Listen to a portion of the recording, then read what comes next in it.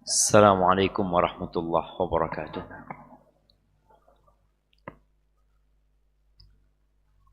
Alhamdulillah alladzi anzala alaina al-ma. Segala puji bagi Allah Jalla Jalaluh yang telah menurunkan buat kita air. Karena memang sejatinya segala sesuatu yang hidup itu diciptakan dari air. Tapi kita juga tahu pernah ada air dan mungkin akan ada air yang menjadi azab dan bala bagi suatu kaum. Maka kalau hujan turun, disunnahkan bagi kita untuk berdoa mengatakan Allahumma sayyiban nafi'an. Ya Allah, jadikan siraman yang bermanfaat. Sebagian kita kalau mendung kemudian turun hujan, itu dia mengeluh. Aduh, udan. Iya. Sehingga seharusnya yang hujan itu bermanfaat, nggak jadi manfaat buat antum. Coba antum katakan Allahumma sayyiban nafi'an. Dan di antara waktu yang mustajab berdoa adalah ketika hujan turun. Antum manfaatkan waktu. Oke, antum basah. Atau orang-orang yang jualan. Jualan apa yang paling terdampak ketika hujan? Mau jualan es, mau jualan bakso, kalau sudah hujannya tidak ada orang keluar rumah jemaah. Tapi kalau pas dia jualannya siang hari es, kemudian turun hujan, apa yang seharusnya dia lakukan? Tetap berdoa Allahumma sayyiban nafi'an. Dan ketika musim hujan jualannya seharusnya diganti. Ganti apa? Ganti gorengan. Ganti yang panas-panas. Dan subhanallah memang jamaah. Ternyata bisnis itu juga perlu ilmu dan belajar. Kadang-kala ada orang, enggak, saya ini dagangan saya sudah. Sejak zaman dulu saya itu jualan es. Musim hujan tetap musim hujan saya jualan es. Ya semoga Allah berkahin dagangannya. Allahumma salli wa sallim ala abdika wa rasulika sayyidina wa maulana Muhammadin wa ala alihi wa ashabihi ajma'in. Amma ba'd. Ahibati fillah. Kita berbincang tentang perceraian. Tentang pemutusan hubungan yang sejatinya diadakan untuk meraih sakinah, mawaddah dan rahmah. Tapi terkadang yang diinginkan dan diharapkan tidak terjadi. Kita sudah sampaikan bahwasanya cerai adalah solusi terakhir. Dan sebagian ulama menyatakan bahwasanya hukum asalnya perceraian itu terlarang kecuali ketika ada sebabnya. Tapi ada satu pembahasan sebelum kita membahas tentang hukum cerai dalam kondisi emosi. Masalah at-tafwid. Tafwid ini menyerahkan hak cerai kepada istri. Kan sejatinya yang bisa menceraikan itu suami. Bagaimana seorang suami yang mengatakan kepada istrinya, terserah engkau, urusannya aku serahkan kepada engkau. Kalau engkau mau menceraikan dirimu, silahkan. Ada suami yang tidak ingin menceraikan istrinya, tapi istrinya terus ganyang. Ayo, pegatan aku, ceraikan saya, talak saya. Sang suami tidak ingin menceraikan. Lalu sang suami mengatakan, urusanmu ada di tanganmu. Kalau engkau mau menceraikan dirimu, silahkan, aku serahkan dirimu kepada dirimu sendiri. Kemudian sang perempuan, oh iya, sudah, aku ceraikan diriku dari diri. Jatuh nggak cerai? Jatuh. Jadi berdasarkan sepakat 4 madhab, jatuh. Kalau benar sang suami menyerahkan kepada istri. Ada perbedaan pendapat di antara para ulama bagaimana kalau penyerahannya itu sejak sebelum nikah. Ketika mau nikah atau pada saat pernikahan sang suami mengatakan, iya, aku menikah dengan engkau dan hak cerai ada pada dirimu. Bisa nggak? Dari sejak awal nikah sudah menyerahkan urusannya kepada istrinya? Menurut jumhur nggak bisa. Karena belum terjadi pernikahan. Dan jumhur ulama juga berpendapat ketika seorang suami menyerahkan hak cerai kepada istrinya, itu hanya berlaku di majelis itu selama suaminya belum mencabut hak. Jadi kalau lagi ribut ya, satu majelis, guys, ceraikan aku. Kata sang suami, sudah aku serahkan urusanmu kepada dirimu sendiri. Engkau mau menceraikan dirimu, silahkan. Ditantang sang istri. Kira-kira dia menceraikan dirinya atau tidak? Ya tergantung. Karena ada istri memang yang tidak ingin dia sebagai penyebab perceraian. Artinya ketika dia keluar dari rumah tersebut dan terjadi perceraian, nggak ingin orang mengatakan, engkau menceraikan dirimu sendiri. Malu dia.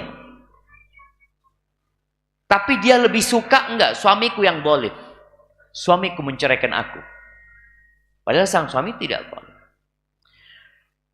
Apa yang menjadi landasan para ulama mengatakan bahwasanya hal itu diperbolehkan? Dan ada yang menceritakan adanya ijma ya. Kisah ketika Nabi SAW mendiamkan istrinya selama 1 bulan. Jadi kadangkala memang ada perempuan-perempuan ini yang perlu dididik. Tugas para suami ini, dia boleh jadi dapat istri yang kurang lurus. Bukan kurang lurus ya. Semua perempuan gak ada yang lurus gitu. Semuanya bengkok. Tapi mungkin dia dapat istri yang adabnya kurang. Atau banyak tuntutan.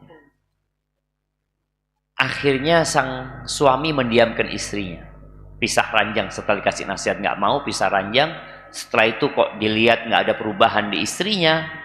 Boleh jadi antum memberikan pilihan kepada istri antum. Anti mau terus hidup sama anak, atau anti memilih untuk kembali kepada orang tua anti. Kasih pilihan istri. Dan Nabi SAW setelah sebulan, beliau bersumpah untuk tidak mendekati istrinya. Setelah selesai 29 hari, beliau mendatangin istrinya satu persatu. Membacakan firman Allah di surat Al-Ahzab ayat 28-29. Allah mengatakan, ya ayyuhan nabi, wahai nabi, qul li azwajika, katakan kepada istri-istri, in kuntunna turidnal hayatad dunya wa zinataha, kalau kalian menginginkan kehidupan dunia dan perhiasannya, fata'alaina, kemarilah kalian, umatti'kunna, aku akan kasih buat kalian mut'ah, ya pesangon, harta, dan aku akan ceraikan kalian dengan perceraian yang baik. Ini pilihan pertama. Pilihan kedua, wa in kuntunna turidnallaha wa rasulahu, kalau kalian menginginkan Allah dan Rasulnya, wa daral akhirah, dan negeri akhirat, yang ingin Allah, yang ingin Rasulnya, yang ingin daral akhirah, itu perlu berjuang. Karena jalan menuju surga itu terjal. Nggak enak disuruh nurut sama suami, taat sama suami. Makanya banyak perempuan itu ngeyel kalau dikasih tahu. Bang, aku mau datang kajian bang. Kata suaminya, janganlah, hujan itu. Ayolah bang, kajian bang. Hujan. Ilmu bang. Terus panjang. Padahal seharusnya dia mengatakan sami'na wa ata'na. Kalau mau merayu nggak apa-apa. Karena ada suami-suami yang memang butuh dirayu. Tapi dengan bahasa yang indah. Tapi kalau suaminya melarang sesuatu, ya sudah sami'na wa ata'na.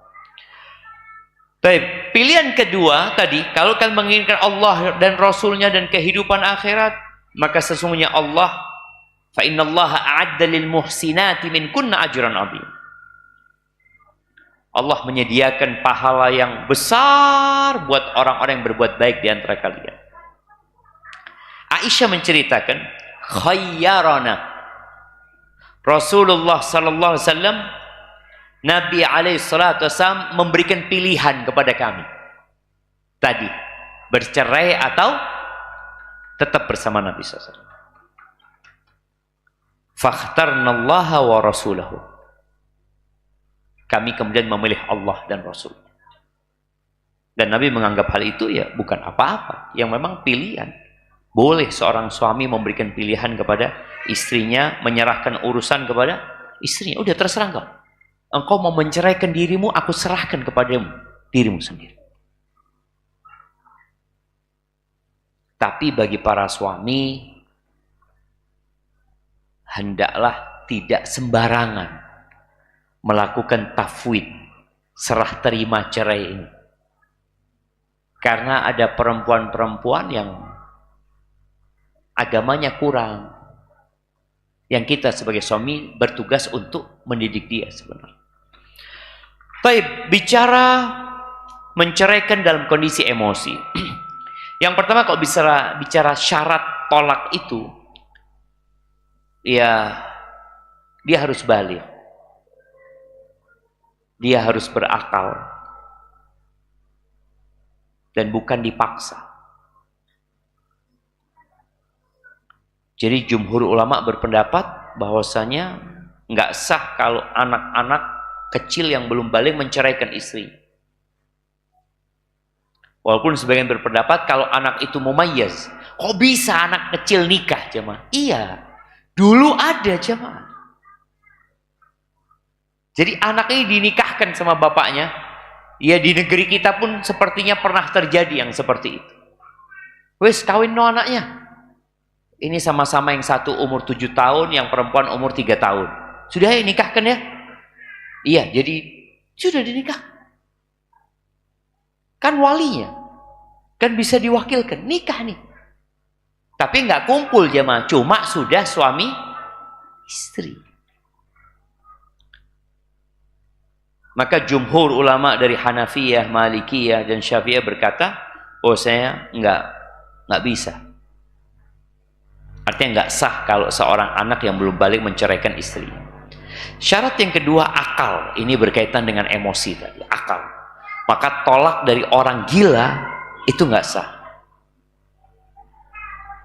Mungkinkah orang gila menceraikan istrinya? Boleh jadi.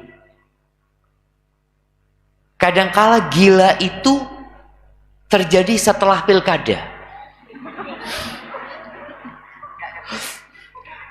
Mungkin loh jemaah, katanya ada orang yang stres ya, depresi. Anak ingat kejadian berapa tahun yang lalu setelah pilkada itu ada yang naik tower. Wis edan. Turun kata dia, enggak saya mau naik kata dia. Entah pura-pura gila atau gila sungguhan, wallahu a'lam. Tapi tolak dari orang gila, mau ini orang naik tower ya, habis pilkada kalah dia naik tower, wes bojoku tak pegat, aku ceraikan istriku. Sah nggak perceraian dia? Jatuh jemaah kalau dia pura-pura gila. Kalau dia gila beneran, makanya kan kadang-kala apabila terjadi sesuatu itu dibawa ke psikiater, psikolog atau ya, untuk dicek enggak dia ini ada gangguan kejiwaan enggak. Ternyata iya, memang dia ada kegangguan kejiwaan. Ya, ketika orang akalnya tidak ada, maka nggak bisa dia menceraikan. Karena pena malaikat itu diangkat dari 3. Yang pertama dari orang yang tidur sampai dia terjaga. Memangnya orang tidur, mungkinkah menceraikan istrinya? Mungkin. Dia itu sebelum tidur ngomong, "Duh, bojoku ya, ruwet," kata dia. Mau tak cerai tapi ya opo. Tahu-tahu tidur mengingau, mengigau. Apa kalau bahasa Jawanya? Ngelindur. Ana masih ingat, nggak tahu ini mahasiswa yang di asrama masih ada loh. Ada santri yang keluar jemaah, ngomong sendiri, terus masuk kamar tidur lagi. Ada seperti itu. Ana merasakan di pondok itu ada yang keluar nanti ya, dia liatin orang-orang, terus nanti tahu-tahu di atas kasurnya, "Jangan rek, ojo rek, anu." Itu kalau dia menceraikan istrinya dalam kondisi ngelindur tadi, nggak sah. Kemudian orang gila sampai dia sadar, dan anak kecil sampai dia balik, dia besar. Ada pembahasan juga berkaitan dengan akal ini, bagaimana hukum tolak orang yang kena sihir. Karena kita tahu di antara sihir yang dilakukan oleh manusia itu tujuannya memang memisahkan antara suami istri. Perlu membahas apabila sihirnya itu mempengaruhi akalnya sampai yang berbicara itu boleh jadi bukan dirinya. Kita tahu ya, orang yang kena sihir kadang-kala ngomong bukan suara dia, bukan. Matanya, pandangannya, enggak, ini bukan dia. Yang dia kurus ya mah, tahu-tahu 6 orang megangi, diuntal loh ngapain. Bukan dia, dia kena sihir. Orang yang kena sihir dan betul bahwa akalnya tidak ada bersama dia ketika dia menceraikan istrinya, maka nggak jatuh. Karena tadi syarat menceraikan itu akal, ada akalnya. Tapi kalau orang kena sihir, tapi dia sadar dengan dia ucapkan, kan ada orang kena sihir, sihirnya itu ya membuat dia benci sama istrinya, nggak seneng lihat istrinya, apalagi lihat mertuanya, kepingin dia untal mertuanya. Iya, ada orang yang benci, tapi akalnya nggak sampai hilang. Maka kalau dia menceraikan, jatuh cerai. Intinya akal dia, apakah ada bersama dia, apakah sedang tertutupi sehingga dia tidak sadar, maka keabsahan tolaknya itu tergantung dengan keberadaan akalnya. Kita masuk ke pembahasan hukum cerai orang yang marah. Talaqul ghadban. Orang kalau marah itu jelek, jemaah. Makanya kalau ada orang marah di video, setelah itu videonya ditunjukkan, "Ini loh, engkau tadi marah." Siapa ini, kata dia. "Masa," kata dia. "Iya engkau." Bagaimana orang ketika marah bisa membunuh? Dia bunuh orang itu. Ada seorang wanita yang tahu suaminya kawin lagi, kemudian suaminya tidur, disiram bensin, diobong. Ada. Sampai mati suaminya. Kemudian dia menyesal. Pokoknya orang kalau sudah marah itu ya dikuasai sama syaitan. Bagaimana hukum tolak orang yang marah? Sedangkan kebanyakan orang menceraikan itu disebabkan marah. Rasul sallallahu alaihi wasallam mengatakan la taghdab. Ketika ada sahabat yang minta nasihat, nasihatnya apa? Jangan marah. La taghdab. Ini menunjukkan marah itu omongan yang diucapkan, ya, perbuatan yang dilakukan, dia akan dihisab. Taib. Jumhur ulama berpendapat bahwasanya tolaknya orang yang marah itu jatuh. Walaupun ada di antara para ulama yang membagi emosi itu 3 macam. Yang pertama, ya, orang yang marah biasa. Makanya sulit sebenarnya jamaah untuk mengukur marah ini. Dikatakan fulan marahnya biasa atau marahnya marah beneran. Marah yang keras sekali. Kalau orang itu marah biasa-biasa aja, maka jatuh cerai. Sepakat semua ulama. Apa dalilnya? Dalilnya hadis Khawlah bintu Tha'labah. Khawlah bintu Tha'labah ini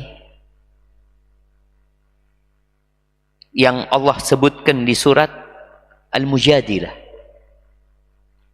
Qad sami'allahu qawlan lati tujadiluka fi zawjiha. Allah mendengar omongannya Khawlah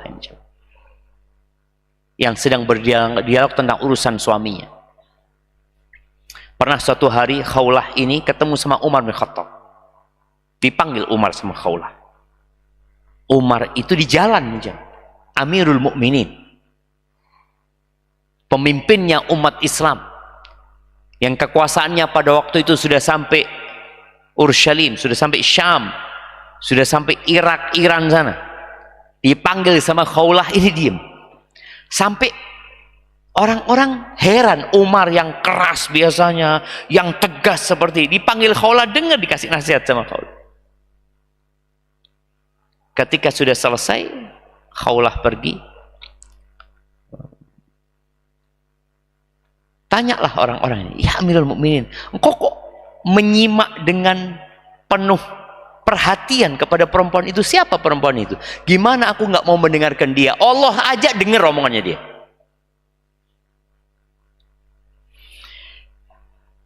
Jadi kejadiannya, Khawlah ini punya suami namanya Aus ibn Samit. Ya, ada obrolan sama suaminya. Kemudian Khawlah ini membantah, menjawab.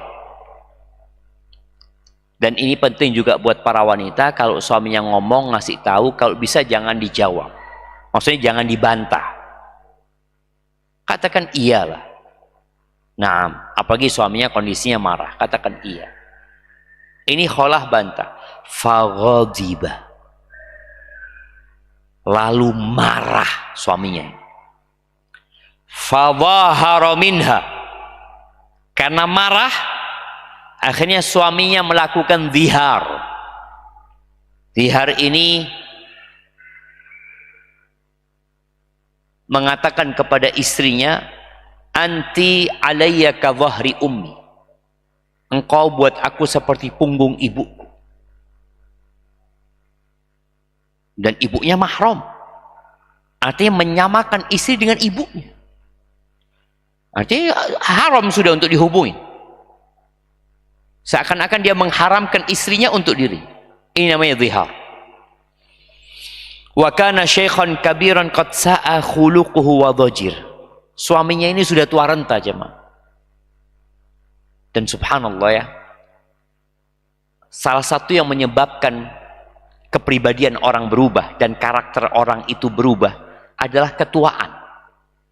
Makanya antum kalau punya orang tua, baik ibu atau bapak, ketika sudah tua renta, mudah marah, mudah tersinggung, wajar. apalagi sakit, itu biasanya lebih perasa lagi. Ini Aus sudah kayak gitu tuh, dikatakan akhlaknya udah nggak bener dia, dan orang yang suka mengeluh. Akhirnya Khawlah ini disebutkan, Khawlah ini nggak punya jilbab, nggak punya jilbab buat keluar rumah, maka pinjem Khawlah ke rumah tetangganya, supaya antum tahu bagaimana kondisi para sahabat pada waktu itu. Akhirnya dia pinjam jilbab, dia datang kepada Nabi SAW. Maka dia ceritalah Khawlah ini tentang suaminya. Suamiku ini, ya, setelah aku punya anak dari dia, kemudian dia dengan mudahnya mengharamkan dirinya melakukan zihar itu. Akhirnya turunlah surat Al-Mujadilah. Intinya dari hadis ini, ucapan suami Khawlah ketika marah itu konsekuensi hukumnya ada, dan terjadi zihar itu. Maka akhirnya sang suami kalau mau menghubungi istrinya ada kafarat yang harus dia bayar. Ini sebagai dalil bahwa orang marah itu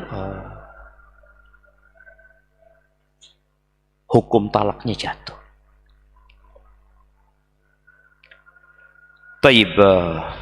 Dan zihar itu dulu dianggap talak dulu jamaah. Dalam Islam enggak, zihar bukan talak. Zihar hukumnya tadi ada kafaratnya. Dan berkaitan dengan hal ini, sekali lagi ini hal yang ijma ya, berkaitan dengan marah yang belum keras marahnya. Ya tadi kan dia omongin gitu, marah langsung dia mengatakan anti alaika dhahri ummi. Baik. Yang kedua, marah yang sampai membuat akalnya hilang. Ada orang marah itu sampai nggak sadar. Apa bukti kalau akalnya dia nggak ada bersama dia? Dia nggak sadar, dia ngelempar sini, ngelempar sana, teriak-teriak. Kemudian dia mengatakan, aku ceraikan engkau 1.000.000 kali. Sudah, sang istri akhirnya pulang ke rumah orang tuanya. Sang suami sadar, istriku mana? Loh, istrimu mana? Sudah kau ceraikan? Loh, enggak, aku nggak nyeraikan istriku. Jadi dia benar-benar nggak sadar dengan yang dia ucapkan. Marah yang sampai puncaknya ini, yang sampai membuat akal itu hilang, seperti orang mabuk jamaah. Maka ulama sepakat nggak jatuh. Nggak jatuh. Kenapa? Karena akalnya nggak ada bersama dia. Maka dia dihukumi seperti orang gila. Dan ini ada yang menukil ijma bahwasanya orang yang marah sampai tertutup akalnya itu seperti orang gila, sehingga nggak jatuh cerainya. Taib, yang diperselisihkan oleh para ulama, orang yang marah sampai tingkat kemarahan yang lumayan dahsyat, tapi nggak sampai akalnya hilang. Dia sadar. Dia menceraikan istrinya dalam kondisi marah yang memuncak, tapi dia sadar. Aku ceraikan engkau.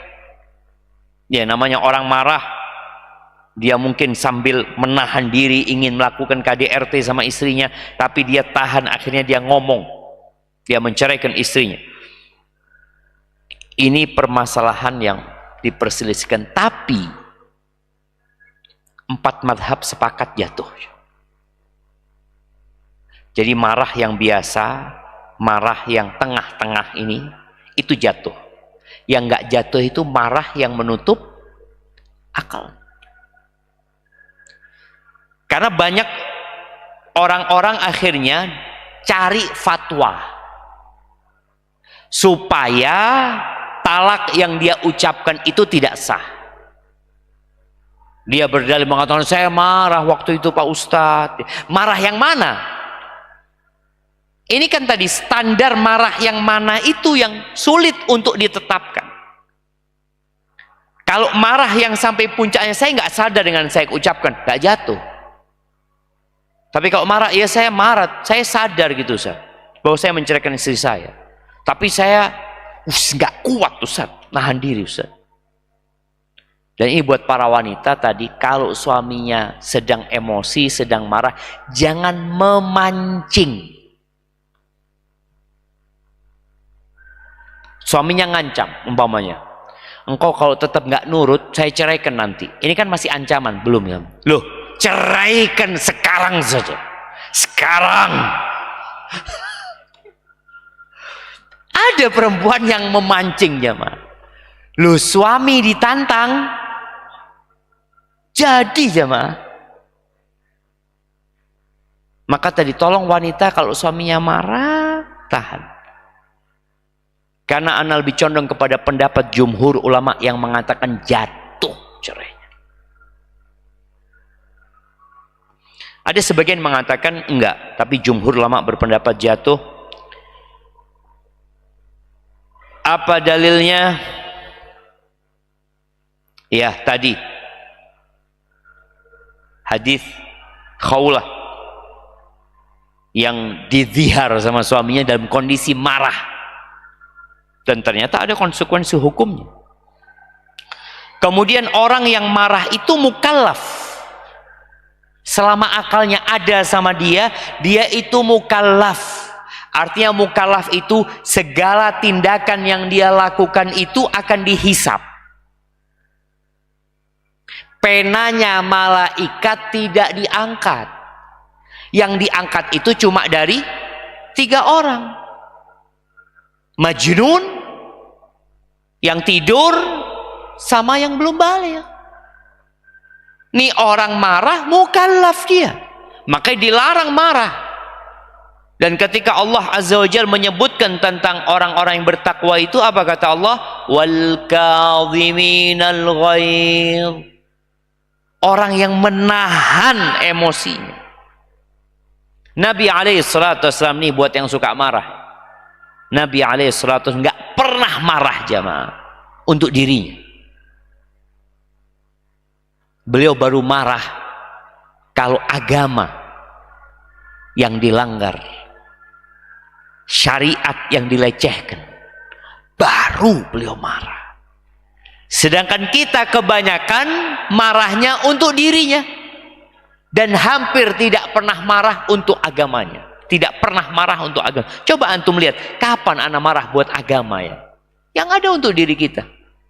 Dibully marah, dimaki marah, dibantah marah. Dan ini nasihat buat para suami ya. Iya, kita tahu istri nggak boleh kurang ajar. Istri nggak boleh bantah. Tapi kalau itu terjadi, antum sebagai pemimpin hendaklah memahami kondisi dia. Boleh jadi dia sedang datang bulan. Karena kejiwaan perempuan ketika datang bulan itu labil. Mudah marah. Kemudian boleh jadi ada sebab lain. Ini emak diganyang sama anaknya, tahu-tahu bapaknya datang ganyang juga jemaah. Akhirnya sang ibu membantah sang bapak atau sang suaminya. Jadi ingat, kalau ada orang marah membunuh, tetap dia akan dihukum. Atau mengambil, merusak hartanya orang, tetap ada konsekuensi hukumnya dia. Kemudian kalau kita menjadikan talak orang yang marah ini tidak jatuh, maka semua orang yang berbuat jahat akan mengatakan, saya marah, saya naik pitam, saya ini. Loh iya, tapi kamu nggak boleh, tetap akan dihukum dengan yang kau katakan. kemudian dalam kondisi marah atau ridho atau sedang kondisi senang, hukumnya sama. Karena urusan talak ini juga kondisinya mau main-main, mau serius, jatuh. Baik, ada yang mengatakan nggak jatuh talak itu dalam kondisi marah yang pertengahan tadi. Ini pendapat Ibnul Qayyim rahimahullahu taala, dan mungkin kalau antum membaca fatwa Syekh bin Baz dan Syekh bin Utsaimin, mereka juga termasuk yang mengatakan tidak jatuh. Jadi kalau nanti antum baca fatwa Syekh Utsaimin, enggak, Syekh Utsaimin mengatakan enggak jatuh. Iya, betul. Tapi jumhur ulama berpendapat jatuh. Karena memang tadi bagaimana standarnya, bagaimana membedakannya. Hadza wallahu a'lam bishawab. Kita dengarkan azan dulu.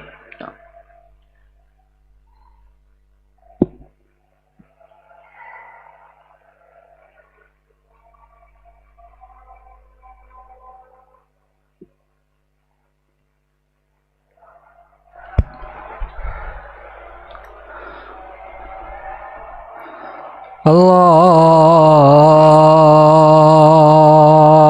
Akbar, Allahu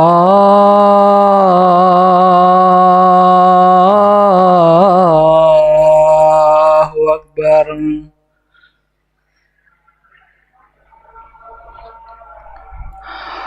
Allahu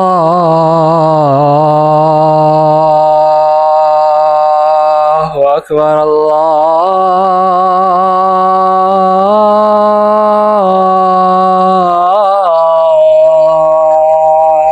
Akbar.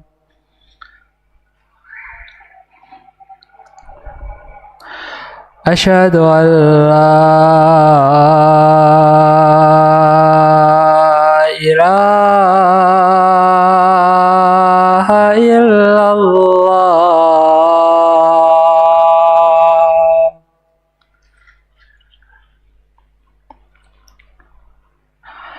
Asyhadu an la ilaha illallah.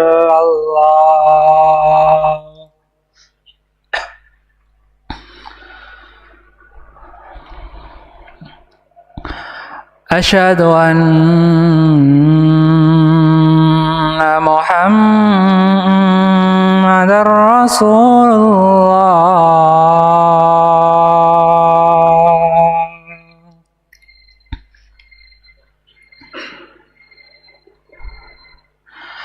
Asyhadu anna Muhammadar Rasulullah.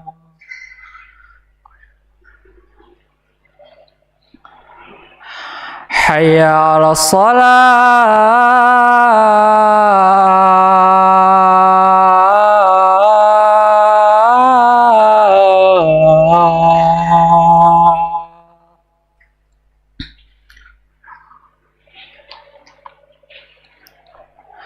Hayya 'alas shalah.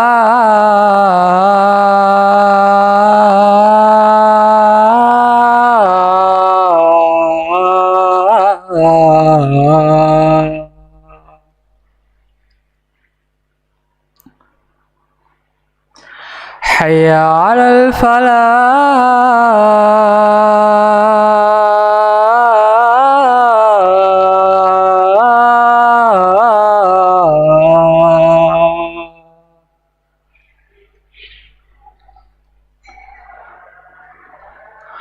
Hayya 'alal falah.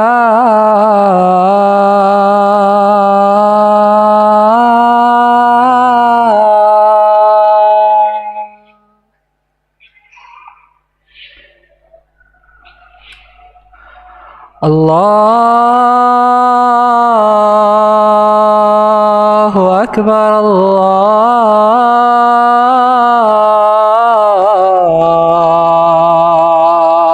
Akbar.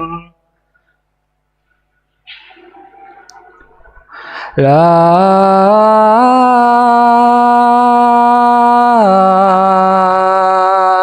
ilaha illallah.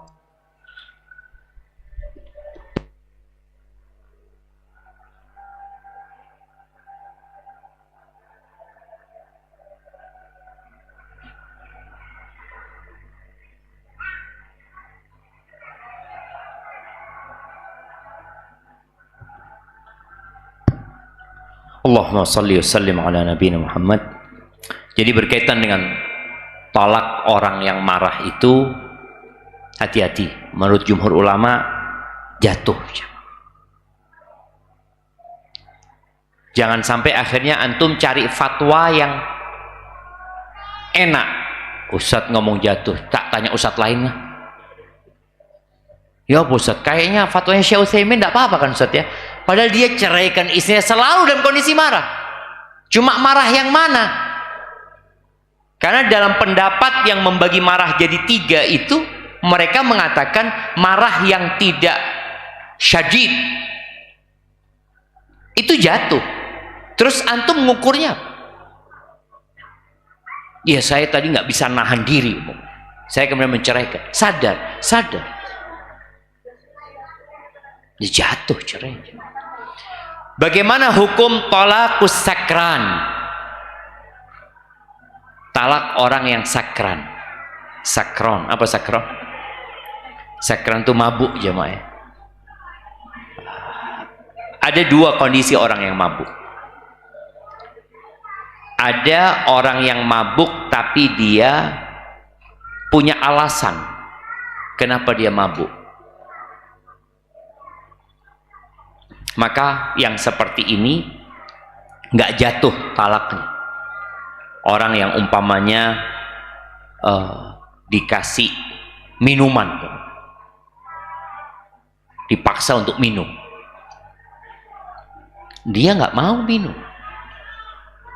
Atau orang yang mengkonsumsi sesuatu, di dokter umpamanya ya, dia harus minum sesuatu ini untuk pengobatan umpamanya yang memang nggak ada obat lain. Pokoknya dia mabuknya itu secara agama diperbolehkan, kondisi dia itu nggak jatuh cerainya.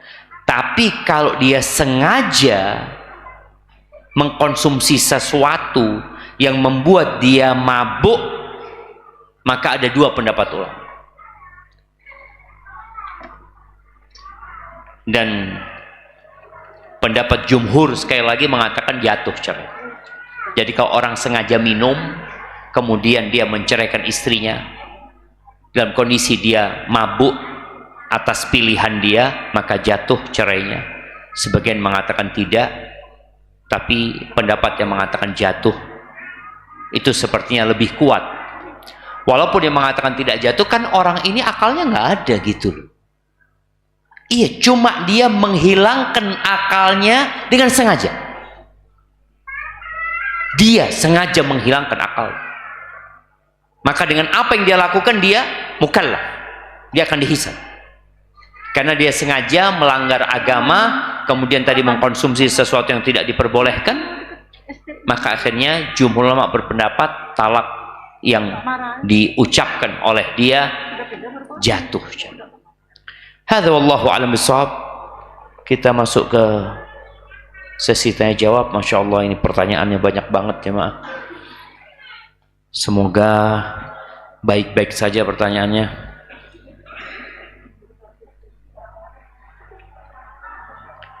Assalamualaikum Ustaz, saya ibu dari 2 anak yang semua anak-anak saya bersekolah di Al-Irsyad. Saat ini saya dan anak-anak saya sedang ditinggal pergi tanpa pamit oleh suami. Pamit oleh suami saya yang ikut jamaah tabligh ke Pakistan. Hal ini sudah kedua kalinya dilakukan oleh suami saya, dan saya tidak ingin ada yang ketiga kalinya. Apa harus saya lakukan untuk menghentikan kezaliman yang suami saya lakukan, serta amalan apa yang membuat suami saya kembali ke sunnah?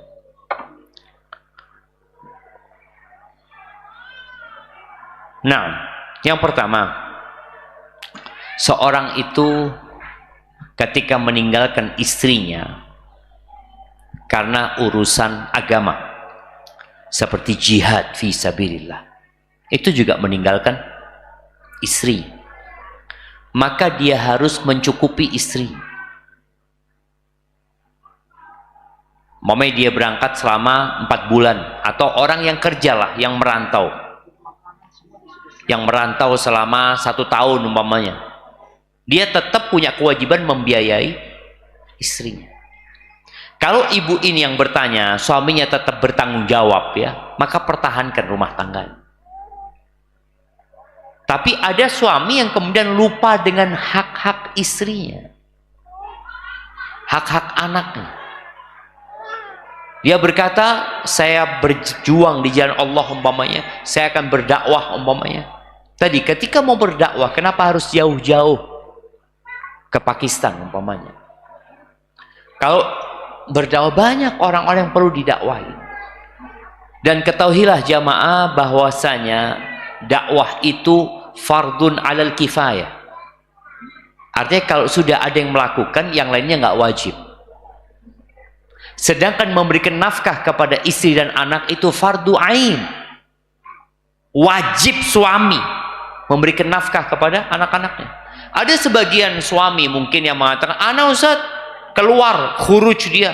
Alhamdulillah istri dan anak-anak masih makan." Siapa yang ngasih makan? Tetangga-tetangga. Iya jemaah. Tetangga-tetangganya gitu loh. Sang suami berpikir dia telah melakukan kebaikan. Engkau mau berdakwah, silahkan menyampaikan agama Allah dengan syarat engkau punya ilmu. Tapi jangan sampai engkau menelantarkan yang menjadi kewajibanmu. Maka kalau bicara amalan apa saja yang bisa mengembalikan suami ya untuk belajar sunnah ini ya. Ya, yang pertama didoakan suaminya. Kemudian diajak datang kajian. Mungkin dia berpendapat bahwa yang dia lakukan inilah yang paling baik dalam agama. Tapi coba cocokkan dengan sunnah Nabi SAW. Nabi SAW mengutus para sahabat berdakwah. Ali bin Abi Thalib dikirim ke Yaman. Siapa lagi? Mu'ad bin Jabal dikirim ke Yaman. Abu Musa al-Asy'ari dikirim ke Yaman. Aminu hadil ummah Abu Ubaidah Amir bin Jarrah dikirim ke Bahrain. Ketika orang-orang itu minta orang yang dikirim untuk mengajar di sana, Nabi SAW tidak menyuruh semua sahabat, dipilih yang memang punya kemampuan untuk melakukan itu.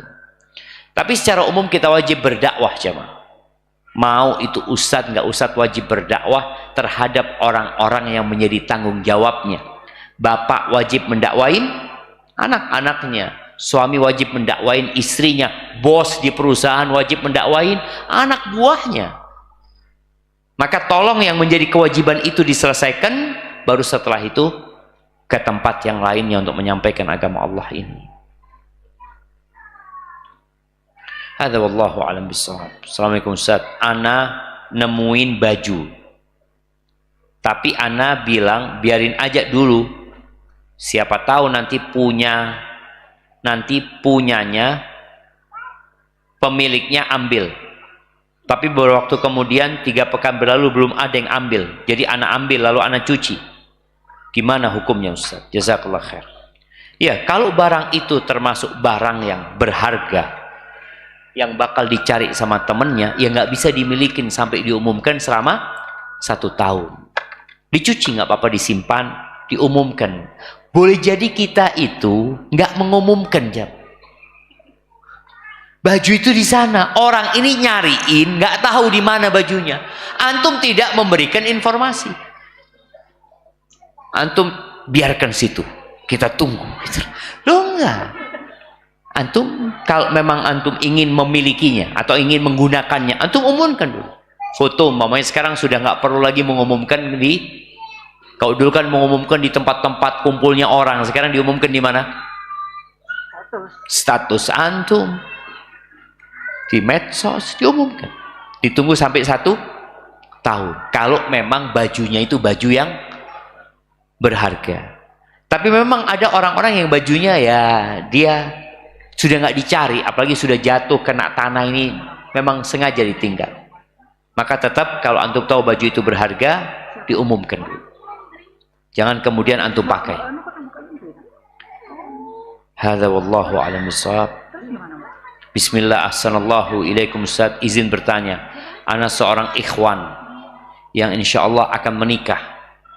Calon istri ana menginginkan jika setelah menikah ingin pakai cincin apa? Couple ya. Cincin sepasang. Yang mana ana dan istri ana memakai sebagai tanda kalau kita sudah menikah. Kalau memakai tanpa ada keyakinan apapun, hanya sekedar pakai saja sebagai tanda kita sudah menikah. Yang ana tahu kalau seorang istri bebas saja pakai perhiasan. Namun dalam kasus ini dipakai untuk kedua suami istri, dan cincin itu dipakai beberapa hari setelah akad. Mohon jawabannya Ustaz. Iya, berkaitan dengan cincin itu, boleh pakai cincin bebas jamaah. Cuma yang jadi masalah ketika tadi disebutkan kita mengikuti tradisi orang-orang non-muslim, atau kita memiliki keyakinan. Keyakinannya tadi disebutkan kan, keyakinannya pakai itu sebagai tanda sudah menikah dan nggak boleh dilepas. Kalau dilepas berbahaya dengan pernikahan. Berarti kan ada keyakinan teman. Makanya sang suami kadangkala cincin itu nggak enak, namanya orang pakai cincin, capek dia lepas, dia taruh. Istrinya tanya, "Mas, mana cincinnya Mas?" Jangan dilepas tuh Mas. Ini yang membahayakan. Tapi kalau sekedar mau pakai cincin sebagai kenang-kenangan, fadhol. Tapi kalau sebagai tanda sudah menikah, sehingga orang-orang itu kan dibaratkan kalau ada yang godain umpamanya, dia nunjukkan, oh sudah nikah. Apakah itu memang tanda jamaah? Jadi tadi yang kalau bicara cincin sekedar memang dipakai sebagai kenang-kenangan pemberian dari suami istri, nggak ada masalah. Tapi kalau tadi ada keyakinan sehingga harus dipakai selalu, kalau diletakkan ada sebagai tanda buruk nantinya, ada unsur tatoyur nanti di sana, maka tidak diperbolehkan. Barakallahu fikum. Ini panjang banget jemaah.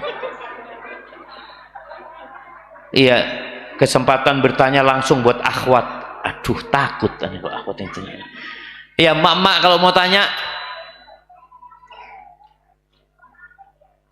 Tapi sebelum mak tanya, anak akan bacakan pertanyaan yang panjang. Ustadz, jika pertanyaan anak agak panjang, bukan agak panjang, panjang sekali.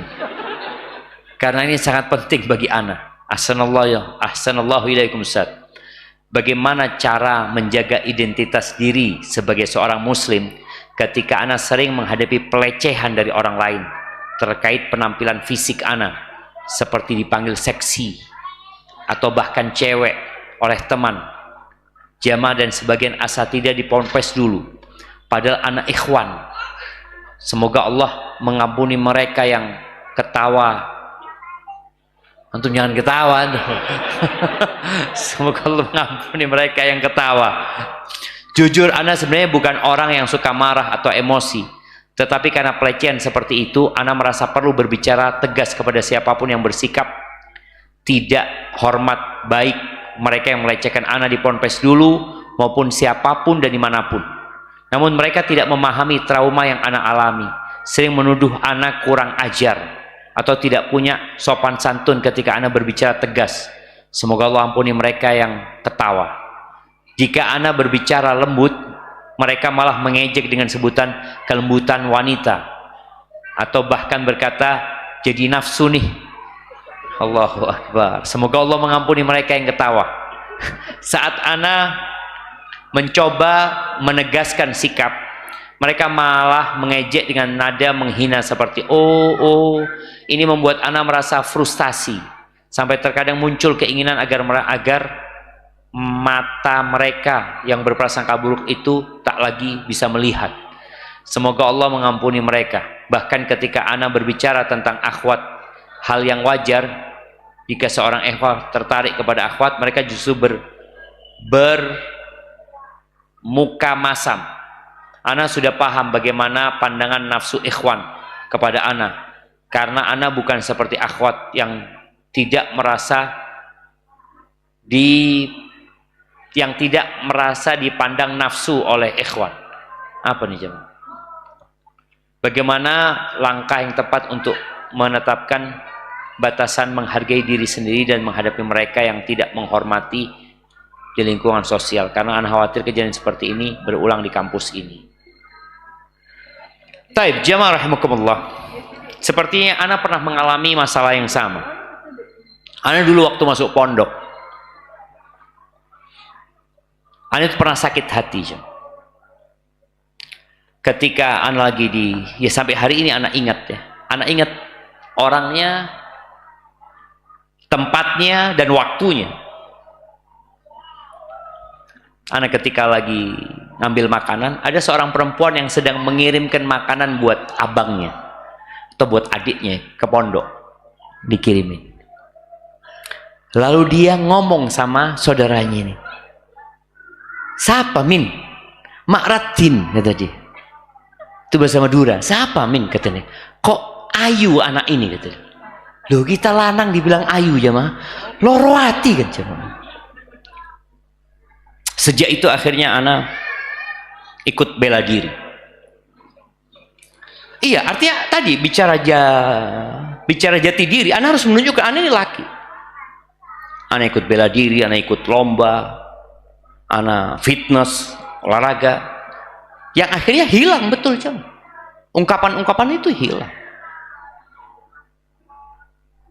Maka nasihat ana buat yang bertanya ini, engkau perlu menunjukkan jati dirimu kalau engkau laki, agar mereka tidak lagi membulimu.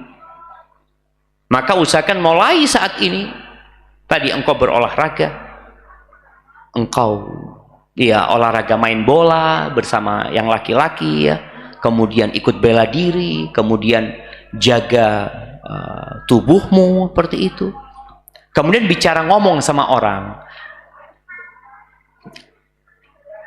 90% akhlak mulia itu ada di taghaful,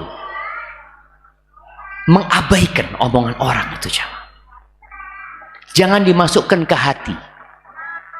Sampai ada cerita ketika seorang dibuli, ketika orang ini dibuli kemudian dia sakit hati, orang yang membulinya itu semakin menjadi-jadi karena dia merasa ada korban yang bisa dia bully. Tapi ketika orang ini dibuli lalu mengatakan jazakallah khair, syukran, barakallahu fikum, makasih banyak ya. Kalau dikatakan engkau kok bau gitu, jazakallah khair atas informasi, makasih, sudah tanggapin dengan positif. Tapi kalau antum tanggapin dengan seperti tadi, antum marah-marah, antum malah nggak dihargai sama mereka. Maka yang perlu dilakukan, bagaimana yang bertanya ini merubah penampilannya. Dengan tadi dia berolahraga, dia ikut bela diri, dia fitness, dia main bola, sehingga orang tahu bahwasanya dia ana rojul gitu. Nah, ana rojul perlu ditampakkan gitu. Dan alhamdulillah akhirnya bulian itu habis. Dan memang sakit hati ketika dikatakan Ratin itu jemaah. Katakan ayu loh, cek ayu nih. Kalau ganteng seneng gitu kan jamaah, tapi dibilang ayu sakit. Baik, ibu-ibu, semoga nggak ada yang tanya, karena memang pertanyaan yang keluar dari sana itu berat biasanya. Assalamualaikum Ustaz.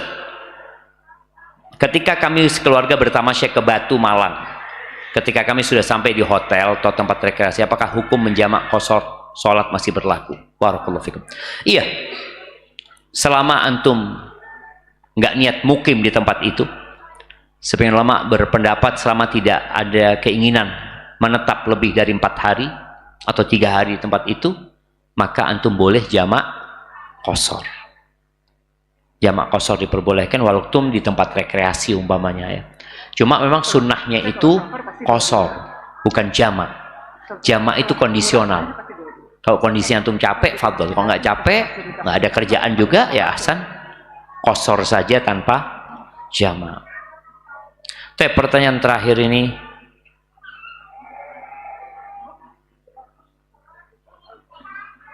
izin bertanya, hadis tentang Kullu ummati mu'afan illal mujahirin. Semua umatku dimaafkan, diampuni, kecuali orang-orang yang berbuat dosa terang-terangan. Lantas bagaimana Ustaz dengan surat An-Nahl yang artinya kemudian sesungguhnya Tuhanmu mengampuni orang-orang yang mengerjakan kesalahan karena kebodohan, kemudian mereka bertobat, setelah itu memperbaiki dirinya. Sungguh Tuhanmu setelah itu benar-benar maha pengampun dan penyayang. Apakah kita jika sudah terlanjur membuat dosa terang-terangan kemudian bertobat, apa kita tidak akan mendapatkan ampunan seperti hadis di atas? Atau Allah subhanahu wa ta'ala mengampuni seperti di An-Nahl? Ahibati fillah, hadis yang pertama itu berkaitan dengan orang yang tidak bertaubat, ya. Kullu ummati mu'afan illal mujahirin. Artinya seorang yang berbuat dosa itu masih ada kesempatan untuk diampuni sama Allah walaupun dia nggak tobat. Dosa yang tidak diampuni sama Allah cuma syirik. Nah, orang yang berbuat dosa terang-terangan itu berpotensi untuk tidak diampuni. Artinya dia akan dihukum dan dimasukkan ke neraka walaupun tidak kekal di dalamnya. Namun kalau bertobat, Allah mengatakan innallaha yaghfirudz dzunuba jami'a. Allah mengampuni semua dosa. Kalau orang bertobat, mau syirik pun kalau bertobat diampuni. Jadi kalau seorang pernah berbuat dosa terang-terangan kemudian dia menyesal dan bertobat, Allah akan terima taubat dia. Tapi kalau tadi ada orang berbuat dosa sembunyi-sembunyi kemudian dia nggak bertobat, jemaah, sampai meninggal dia nggak bertobat, mungkinkah dia diampuni? Mungkin masih. Mungkin. Tahtal masyiah, kalau Allah ingin ampuni, Allah ampuni. Jadi kesempatan untuk diampuni masih ada. Hadza wallahu a'lam bissawab. Subhanakallahumma wa bihamdika asyhadu an la ilaha illa anta astaghfiruka wa atubu ilaik. Assalamualaikum warahmatullahi wabarakatuh.